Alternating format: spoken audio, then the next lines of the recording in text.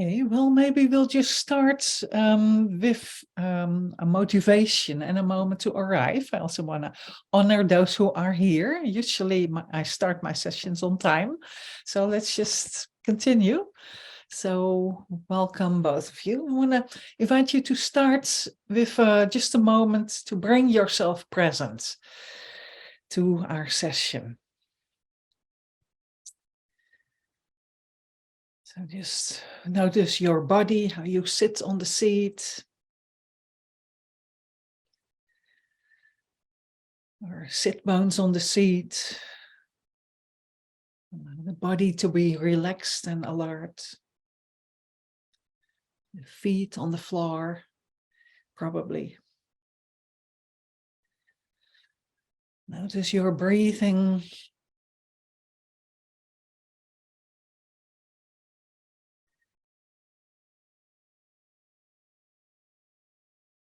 And take a moment to leave behind any previous activities or interactions. Maybe just waking up, whatever has gone on before. Just leave that behind and be present in here and now. Allow your body and mind to be relaxed and alert, fully present.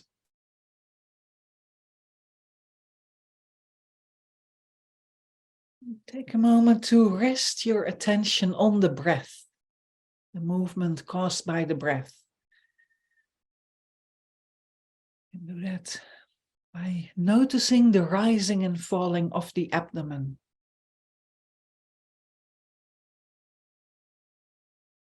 Use that as your anchor, returning your attention there again and again.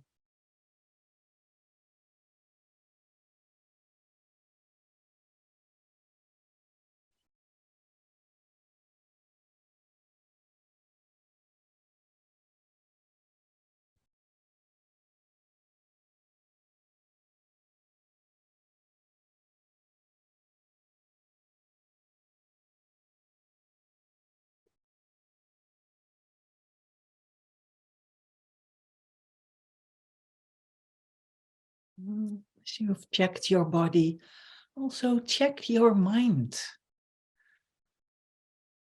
Just notice the state of your mind. Is it very calm? Is it agitated? No judgment, no hanging on, just noticing.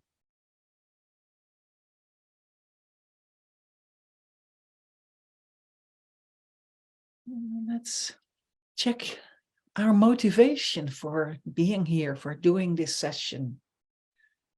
Be your own therapist. What is your personal motivation to be here today?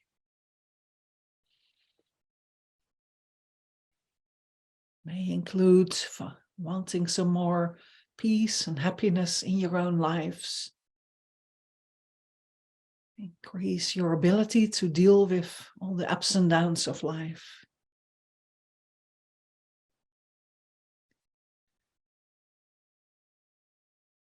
Let's also expand our motivation and include an altruistic motivation.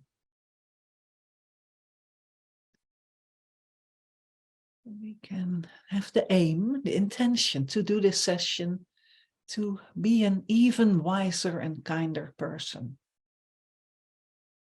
Being able to also benefit our surroundings, our immediate surroundings, people in our lives, our friends, family, colleagues, neighbors.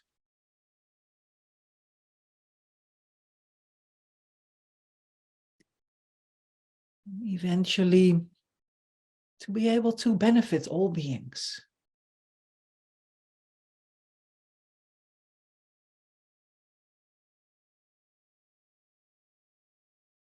Let's bring that motivation present and we open our eyes, if you had them closed, and return our attention to the here and now. So, also welcome Anna, glad you made it. Great. So we have, so my name is Margo van Greta. We will be doing a session on be your own therapist. And I first want to check in if there are any questions, anything from last week, from previous times.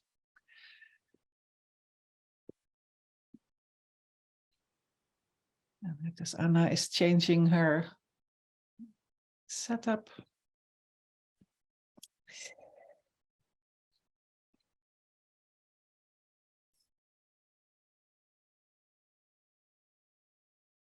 Okay.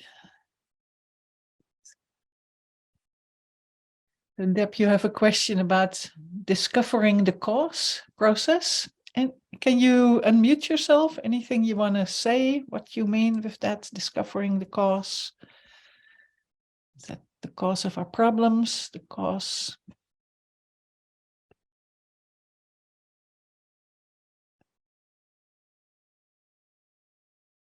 In medicine, there are medical tests. How in Buddhism? Let me just think about tests.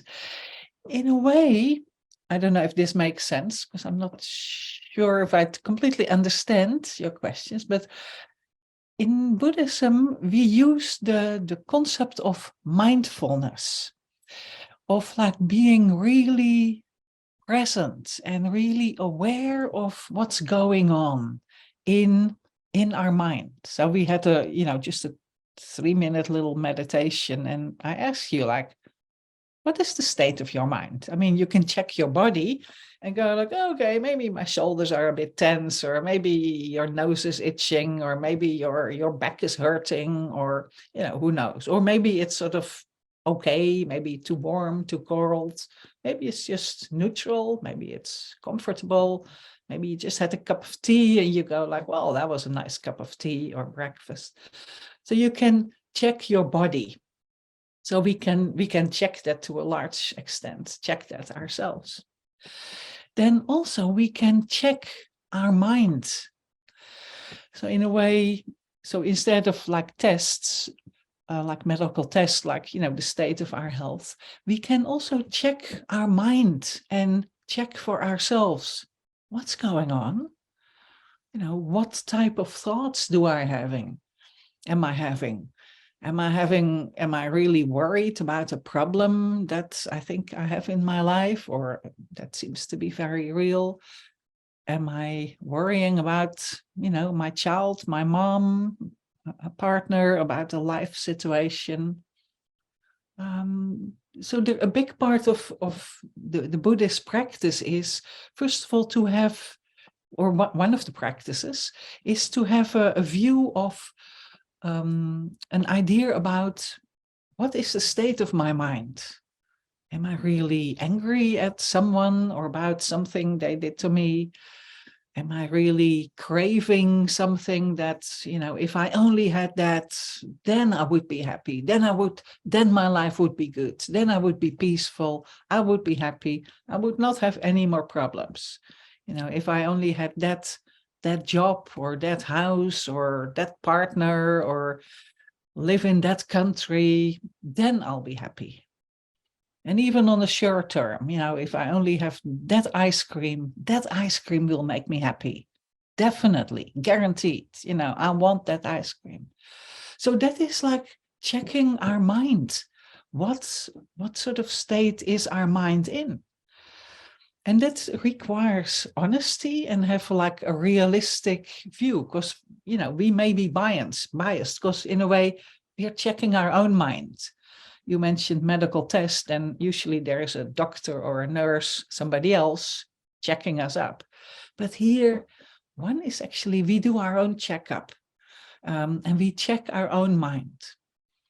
And then depending on what is there, we can do different things with them. Because if we want to, solve a problem, like maybe we are unhappy and we want to be more happy, or maybe we're very agitated and we want to be more peaceful. The first step is like to check up and see what the state of our mind is. And then depending on what we find, we can deal with it. We can either just sit and watch and go like, oh, wow, I'm really angry right now. Gosh, or I'm really craving something right now, or I'm actually very jealous right now. So then we have that ability to see ourselves, and then we can actually work with it or do something with it. But the first state is to see it. So how does that sound? Does that make any sense? Deb, you asked the question.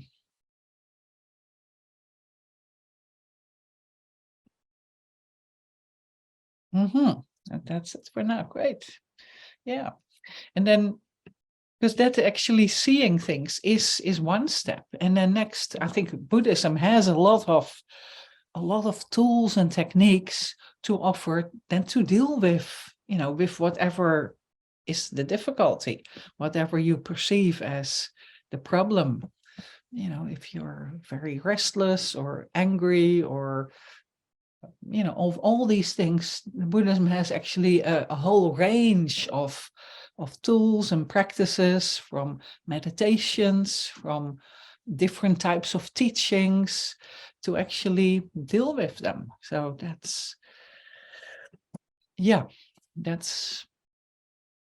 how Buddhism works. So it has a whole rich group of possibilities. So great. Any other questions or?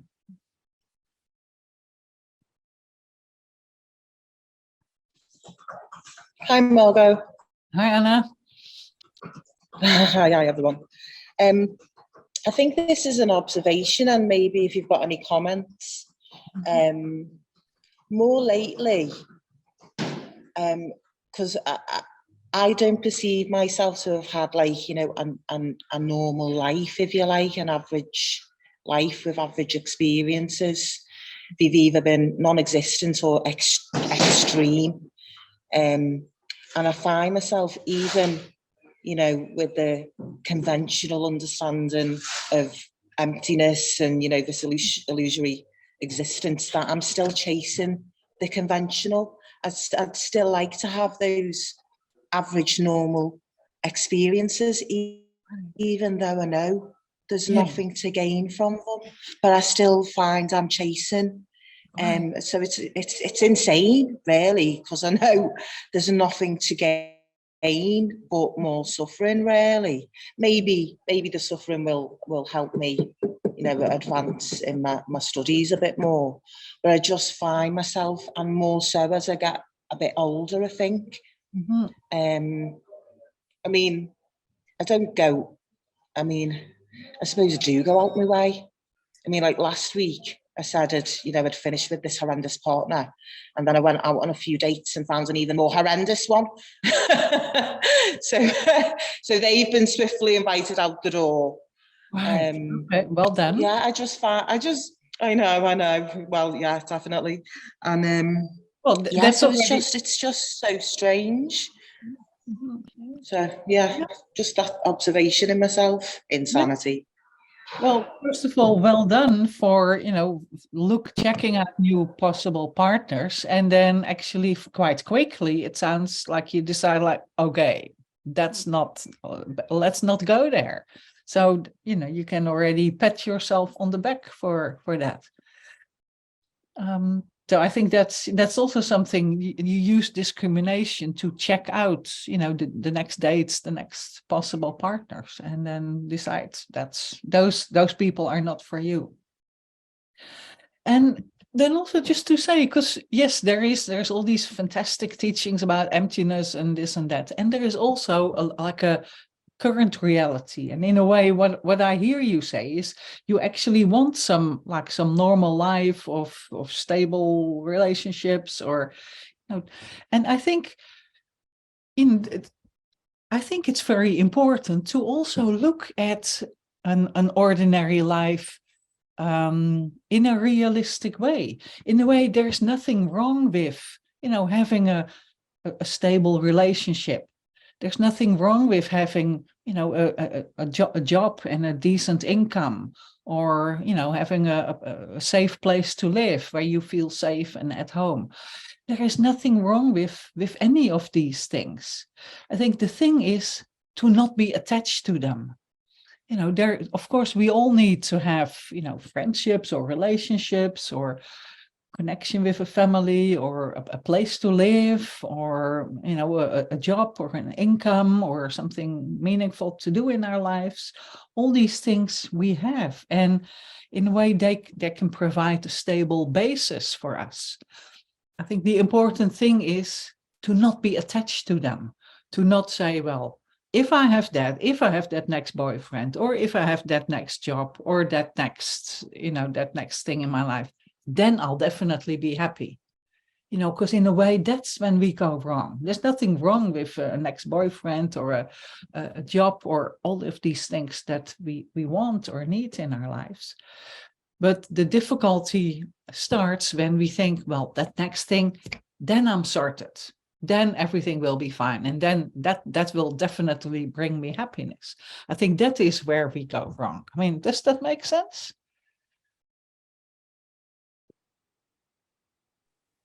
Yeah, it does. It does make sense. But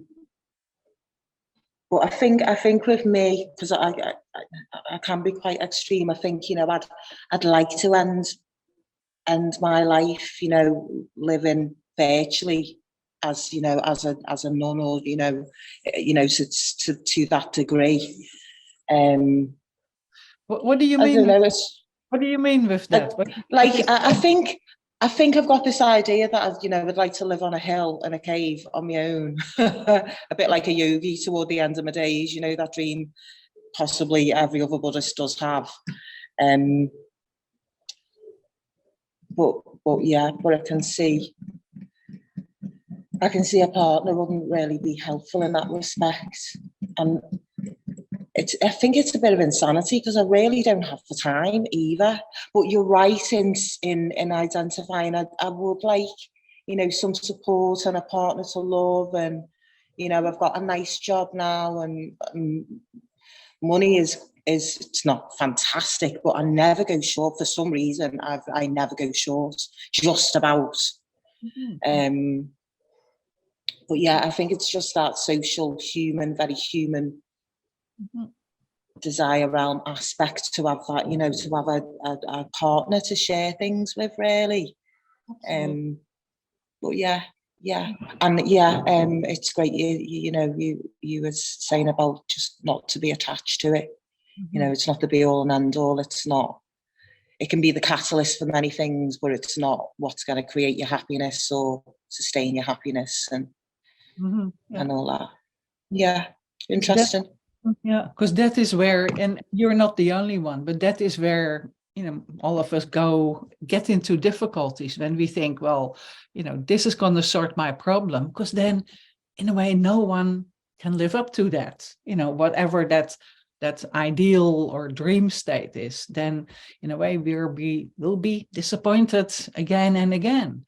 Well, if we have a more realistic view of our life, that the next job or the next boyfriend or the next home or everything we do, there will be something that is part of samsara. There will be something wrong. I mean, I had it with a house. I wanted a better place to live, and more warm and more in the community and more eco-friendly, because my previous home was very cold. So now I got it. At some point, I got it. And then again, there are things not perfect, because there is not enough sun here, or there is, the sofa. I bought myself a new sofa, and it was not as beautiful as in the magazine. I thought it was slightly different. And then all these little things that I experienced are then slightly different than my ideal. So it is still pretty good. I'm still very happy, but there was a moment of disappointment. And I'm like, well, this is not perfect, and that is not perfect. And in a way, in samsara, there will always be something that is not perfect. The ice cream in our mind, never taste as good as the ice cream we have in reality. Then you have your ice cream and you think, well, that's pretty cold, yeah, it's nice ice cream, but because now it's dripping all over my arm. Here I have a next problem. In my ice creams always drip over my arm. So then you have a next problem. So, and in a way, that is life in samsara. And that doesn't mean we shouldn't eat ice creams, or we shouldn't want relationships, or we shouldn't, go for a better accommodation or whatever we have, but not to have the expectation that that next thing, that's going to sort it out. So if we have a more realistic expectation that, that even in the next relationship or the next job or the next ice cream we'll eat, there will be difficulties, or there will be challenges, and being willing to deal then with the next things that come up. So I don't know, how does that sound? Yeah, that sounds a bit more grounded than, Mhm. how I've been thinking. Yeah. Yeah, just to accept that, people do want these things, and we can have them, as you say, just without the attachment. Yeah. Mm-hmm. Yeah, thank you. You're welcome. Yeah. So I actually wanted to say a little something about appreciating our human life. So unless there are any other questions, because that's one topic that actually I find that sometimes very helpful. So in a way, in our lives, we tend to not really appreciate the life that we have. We have, in a way, so much potential. So this is one of the supportive practices in Buddhism. They have all these different teachings, and one of them is acknowledging and appreciating our human life, the preciousness of it.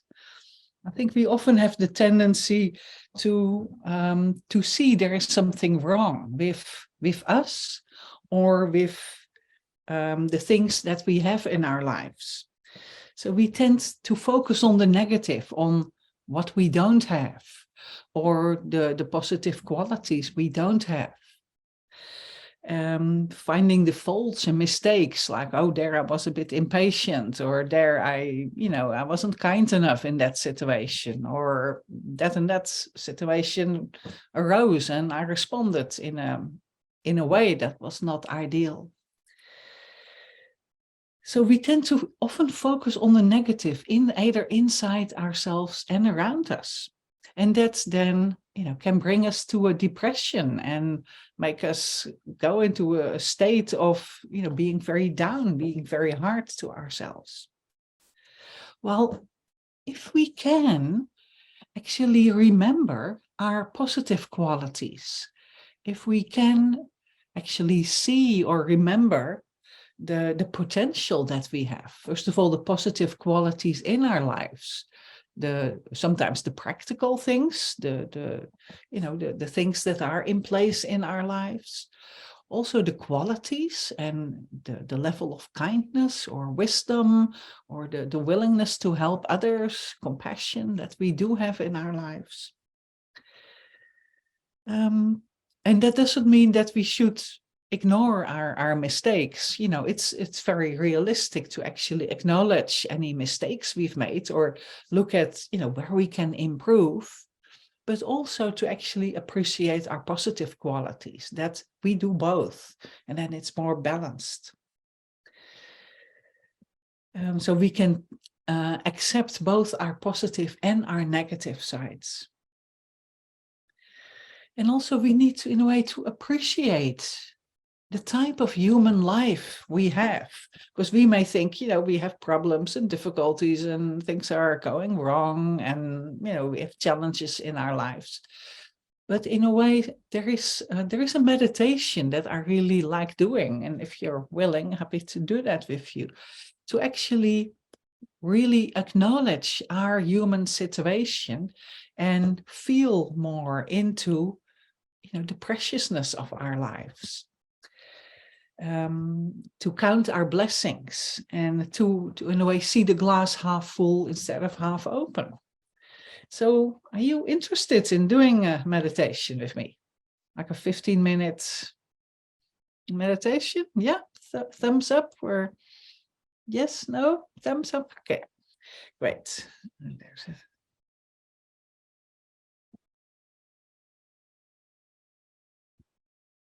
Okay. Okay, and Anna, you have to leave again, past. Okay, great. Okay, good. Good. Well, thank you for joining and just stay as long as you can.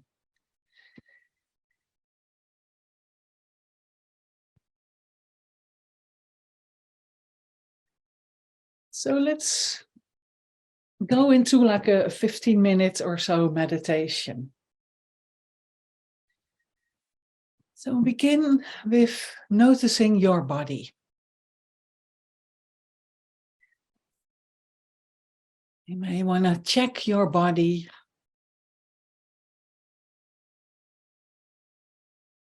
Noticing the spine straight.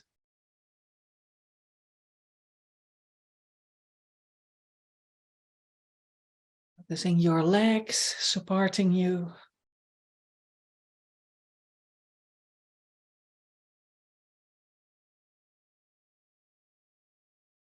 Allowing your shoulders to be relaxed and alert.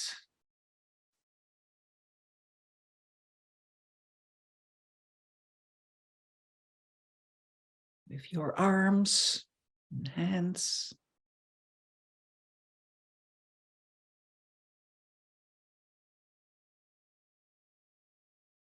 You may extend the back of your neck a little and chuck in the chin to allow energy to flow from your spine through your neck. Allow your jaw to be relaxed. Tip of the tongue behind the upper teeth.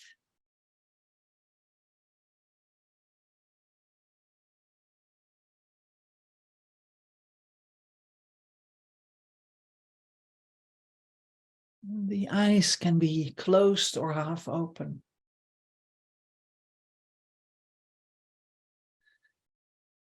And bring your attention to your breathing. To the rising and falling of the abdomen.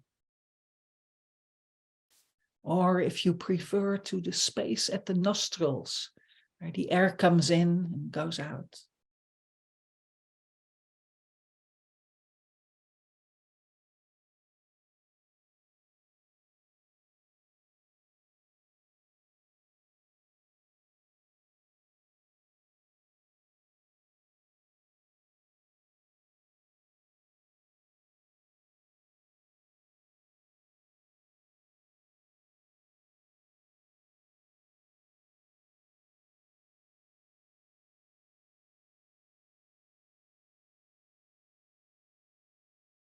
So this is a meditation where we check up, we use our mindfulness to analyze and to check up on parts of our lives.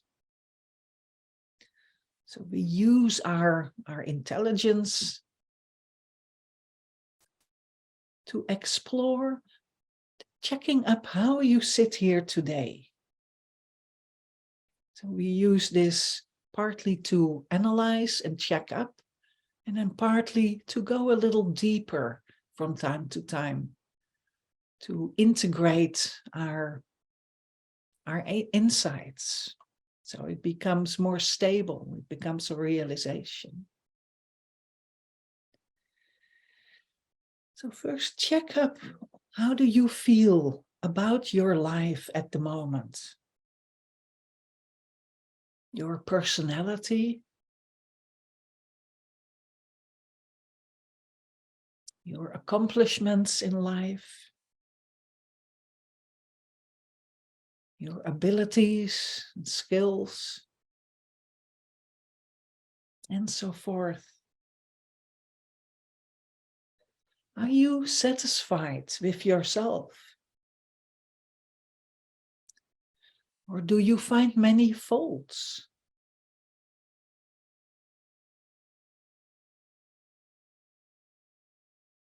You detect any feelings of inadequacy,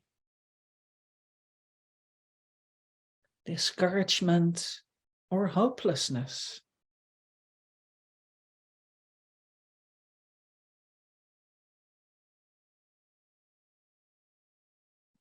Even if your present state of mind is positive and things are going well for you, you may remember past times of depression or being discouraged.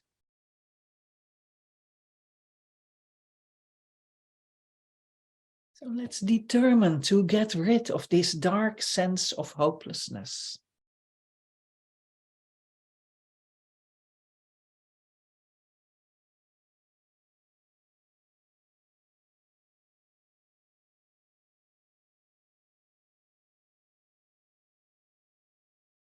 To help you get a better perspective on your life.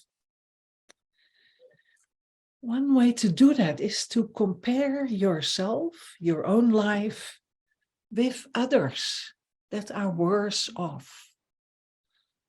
Not to deny any of our own problems or difficulties, that certainly may be there, but to have a more realistic view. So first, try to imagine what it would be like to be an animal.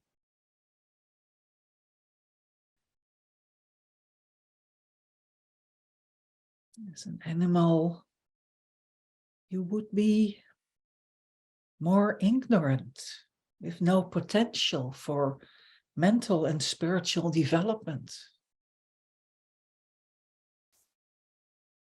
As a domestic animal like cows or sheep or chickens, you would be controlled by others.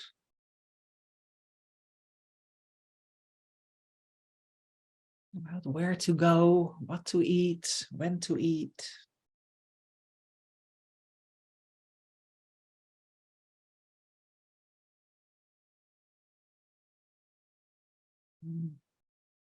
If you're experiencing being an animal in the wild,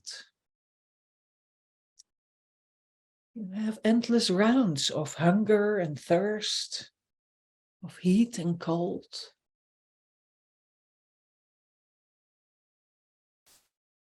An ongoing fear of death.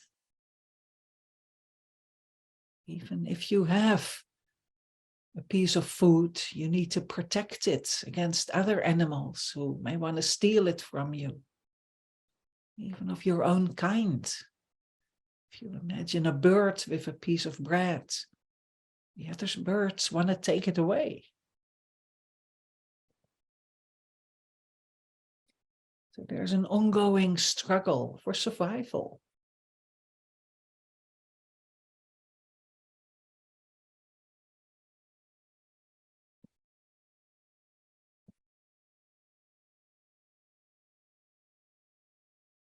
And imagine being a beggar, someone living on the streets, maybe in a poor country, maybe in Calcutta, or maybe imagine a homeless person in your own country.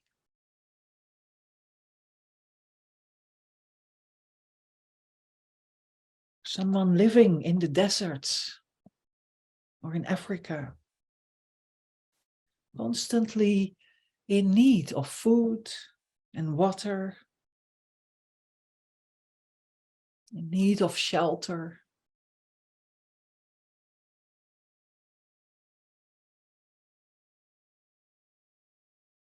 They have no time to think about anything else than immediate survival for the day, basic safety.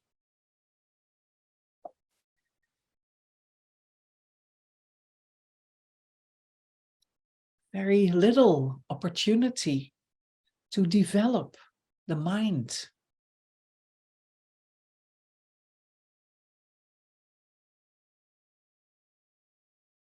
almost similar to the animal realm.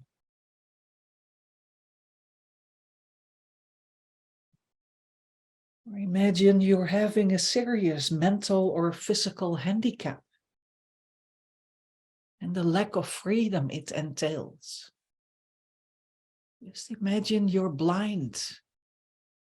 You're in the coffee shop, in a cafe, wanting to buy a piece of cake. You cannot even see the choice of cakes that are there, constantly dependent on others.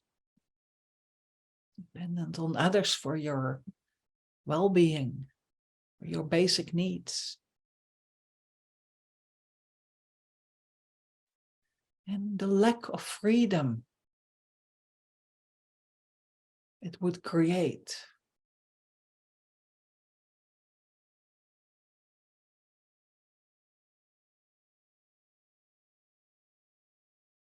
You may have your own examples of people you know who are in that situation. Just for a moment, imagine you are in one of those situations.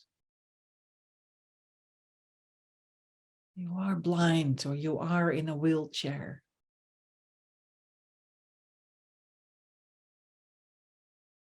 And the challenges it gives. And the difference in opportunities and privileges.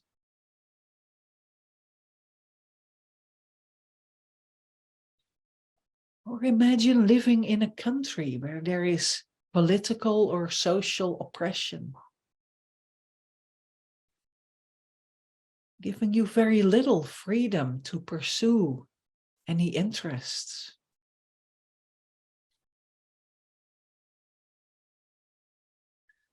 So if you really put yourself in one of these situations, or some of these situations, feel into it. Think deeply about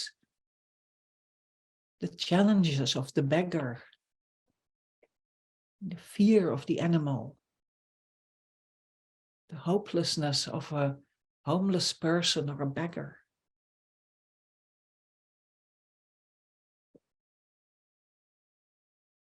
This can be very frightening or painful.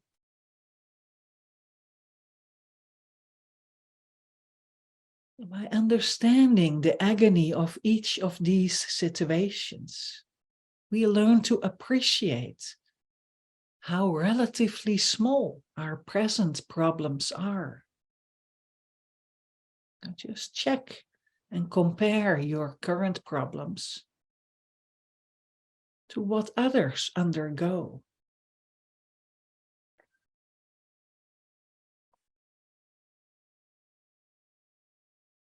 And be thankful for what you have.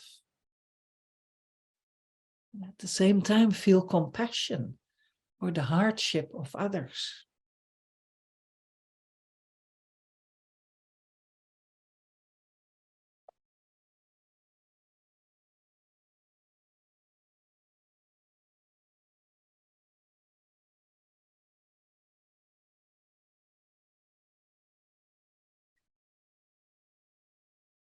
Now I invite you to bring to mind all the good qualities and advantages of your life.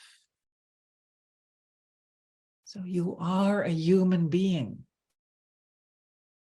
with an intelligent mind, a loving heart, and a relatively healthy body.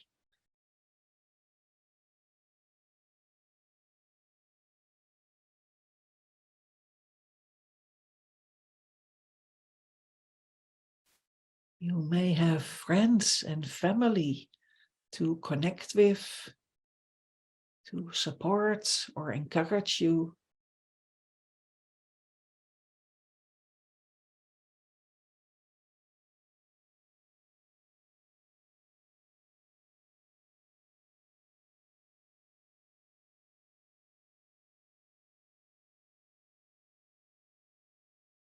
You have the good fortune to live in a country that is relatively free of social and political oppression. May not be perfect,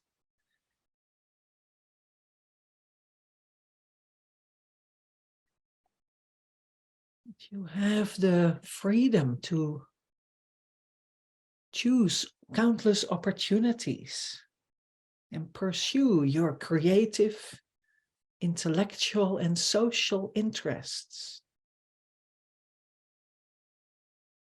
Opportunities to go anywhere and do anything.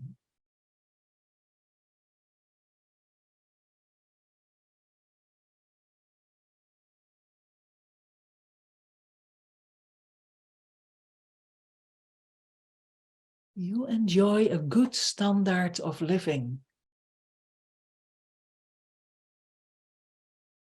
And most of all, you have the potential and opportunity, because of all these other benefits, to investigate and understand and transform your mind.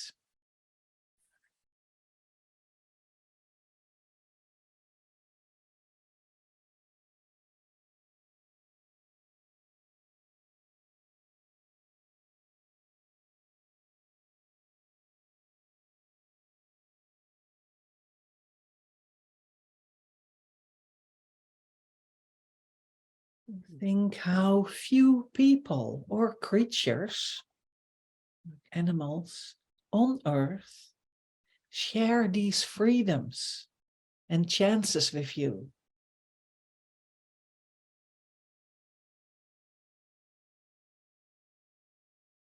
When you really reflect on this, you will realize how rare and precious a life like yours is.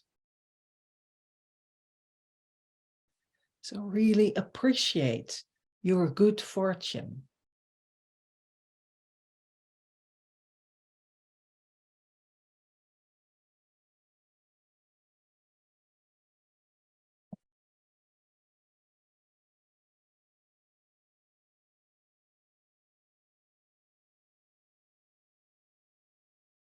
So once you have seen the disadvantages your life is free of, and the advantages you enjoy, you must decide how best to use your precious opportunities.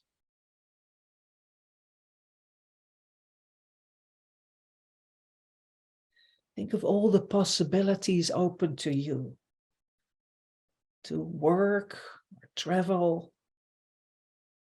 engage in enjoyment or study. And these are simple, the mundane opportunities. The greatest benefit this life can bring you is the chance for spiritual development, the transformation of the mind, transformation of your consciousness.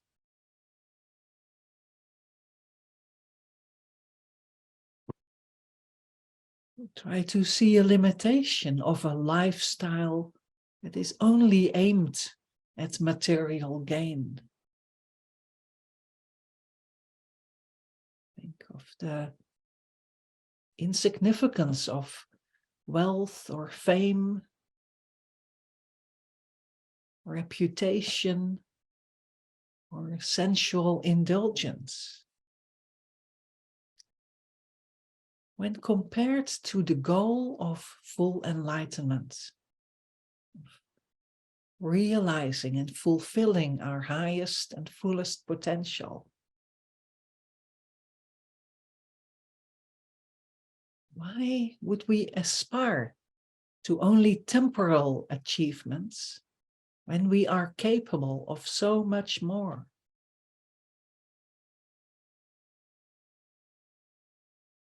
Just reflect on all these points carefully. and look at them from various angles.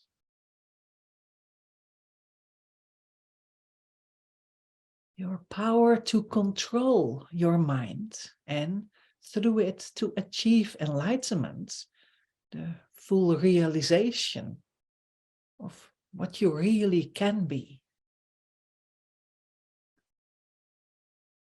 This should become more and more clear.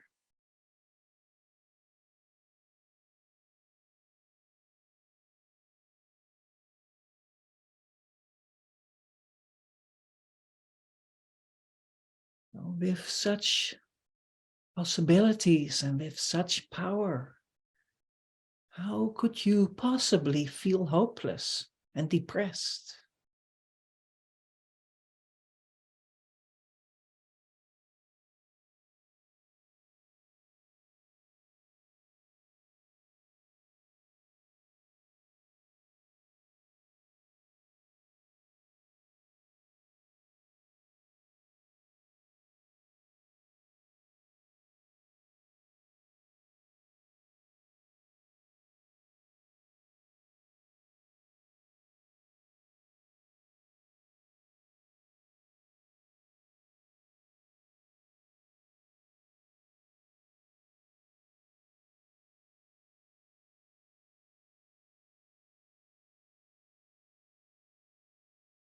Here we can make a commitment to ourselves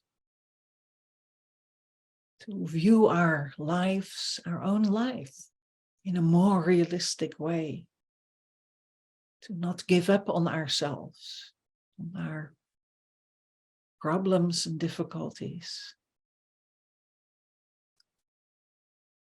to focus on step by step realizing our true nature, all our possibilities, realizing our full potential in our life. May this be of benefit to our own lives, and also be of benefit to others.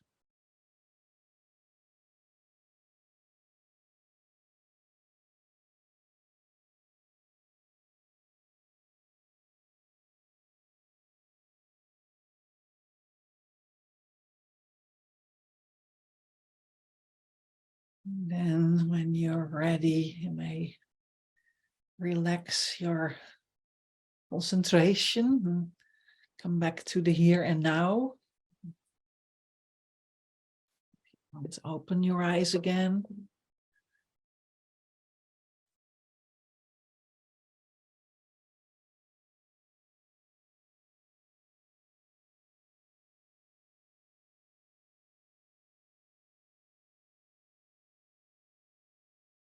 So this was a meditation on the precious human life, precious human rebirth.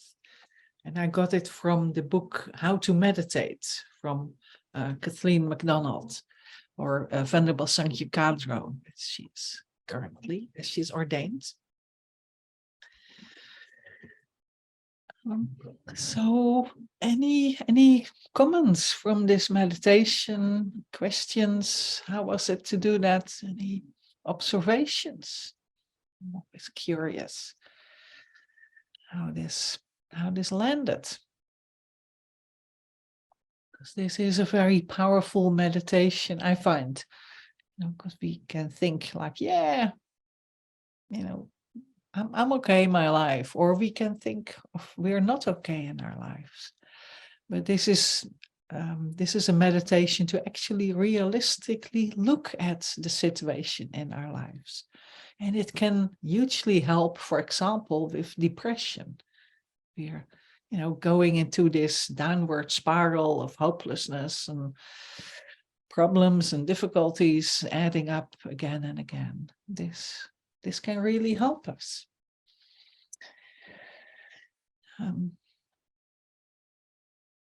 But any comments on how this meditation was, then let me know or put it in the chat.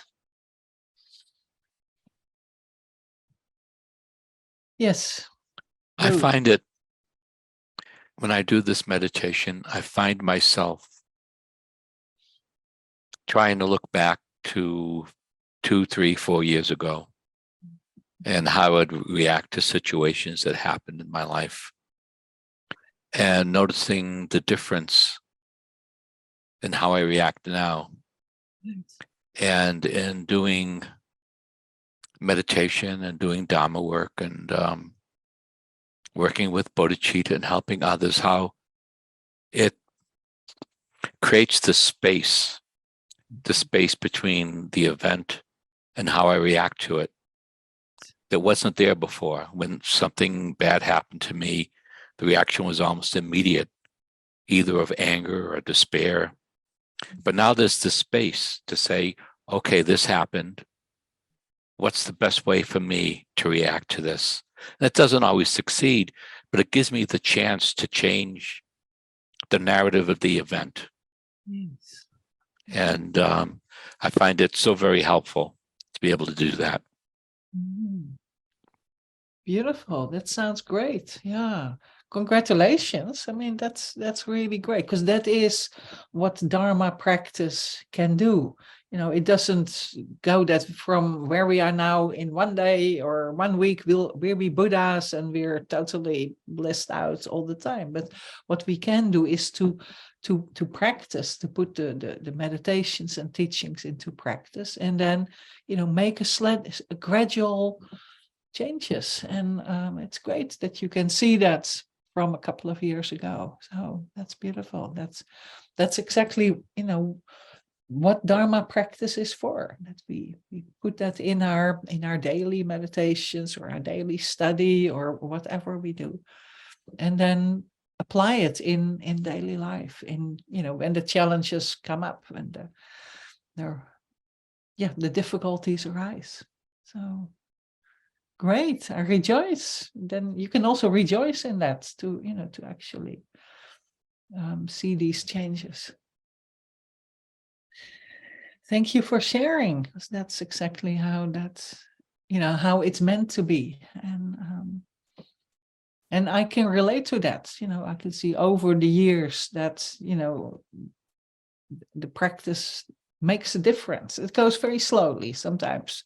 It can go really slowly, or seems to go really slowly, and you get things like, really, am I responding like that again? So that can happen. But then the only, you know, thing to do is to keep practicing, and just again and again to apply the antidotes, or use the teachings, or come up with a new situation and think, okay, how can I deal with this challenge this time? And what can I apply now in relation to these circumstances?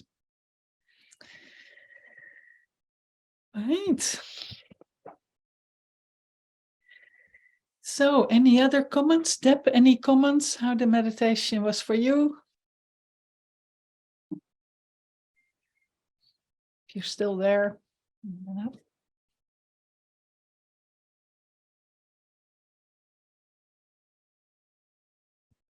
Otherwise, I just want to take a moment to thank you both for being here. Okay.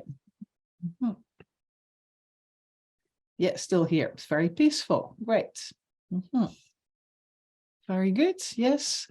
I think that's also, you know, a meditation like that can have an immediate effect of, you know, when we are in a challenging situation. I think we usually are, in my experience, to actually immediately, you know, have a bit more sense of peace. And then we can, if we do that again and again, or pray, that may continue in our lives. And that can then benefit our own lives. And then also, in a way, I always think it can have a ripple effect, so that then, you know, a ripple effect to others in our lives, in, you know, our family or friends or our enemies. It may have a ripple effect to others in our lives, so that we are part of making a difference in this world. So then we can rejoice in doing this practice and doing that together. So let's just take a moment to we're coming to the, there is somebody there. Hello, Helene. We're about to finish the course. So sorry, I just missed it. I just realized because of the time difference.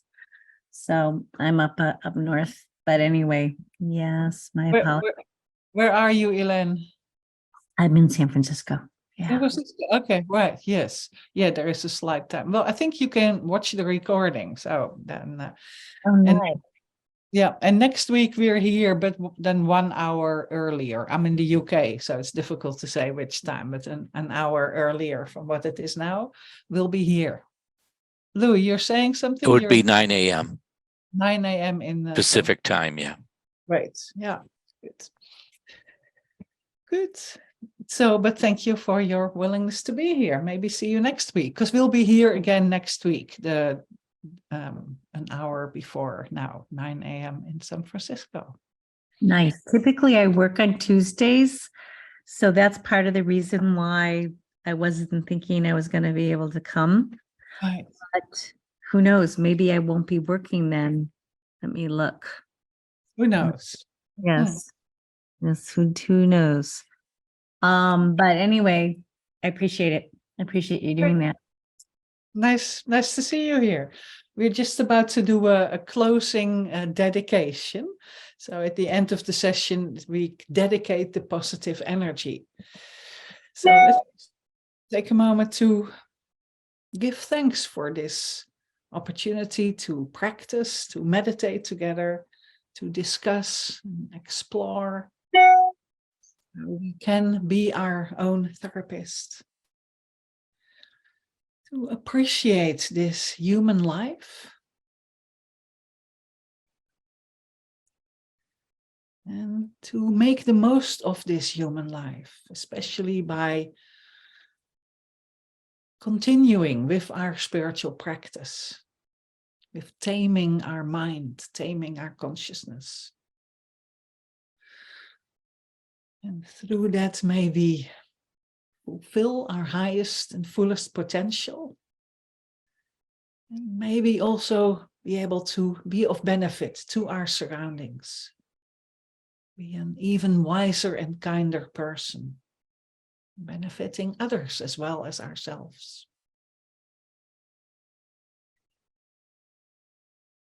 Thank you.